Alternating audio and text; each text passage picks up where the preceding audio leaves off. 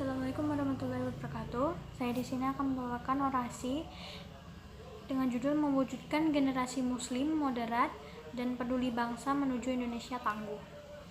Pada masa ini, zaman berkembang sangat pesat. Kemajuan bukan hanya terjadi di bidang teknologi saja, tapi juga cara berpikir orang-orang dengan keadaan sekitar pun juga semakin maju.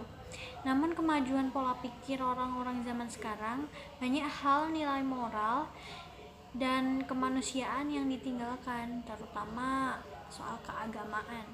Banyak orang-orang ataupun anak muda yang sekarang menyeleweng dengan norma agama, dan lebih parahnya lagi, hal tersebut dianggap biasa oleh mereka, sudah dianggap hal normal.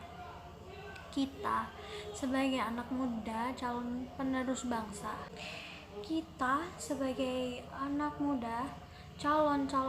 bangsa, harusnya mengamalkan dan menerapkan norma-norma agama dalam keseharian untuk membentuk karakter anak muda yang mewujudkan generasi muslim yang moderat. Membangun generasi muslim moderat, akomodatif dan fleksibel tidak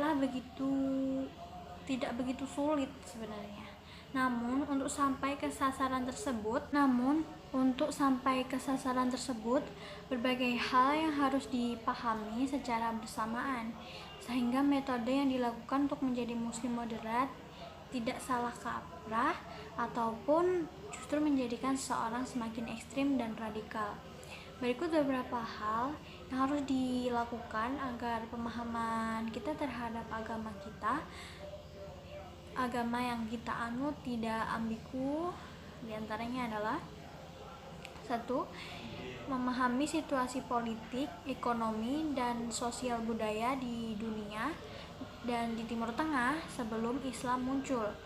Mutlak dilakukan oleh seorang yang ingin mengenal Islam secara hafah, untuk mengetahui seberapa istimewa sih Islam, seberapa mengagumkannya Islam.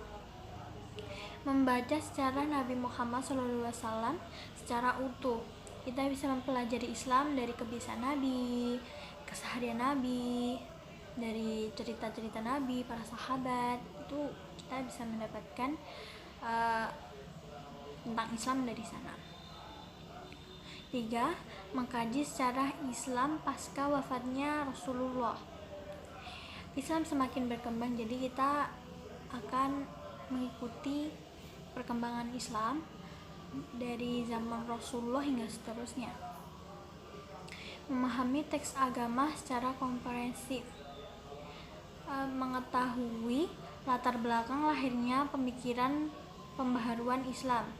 Hal-hal di atas harus kita pahami karena merupakan topik yang sangat penting guna memahami Islam secara utuh, sehingga perbedaan apapun di tengah masyarakat, kita tetap bisa menghadapinya dengan baik dan bijak, dan menjadi jiwa muslim, generasi muslim yang selalu bersikap bijak di situasi apapun dalam menghadapi kemajuan pola pikir yang semakin berkembang sekarang.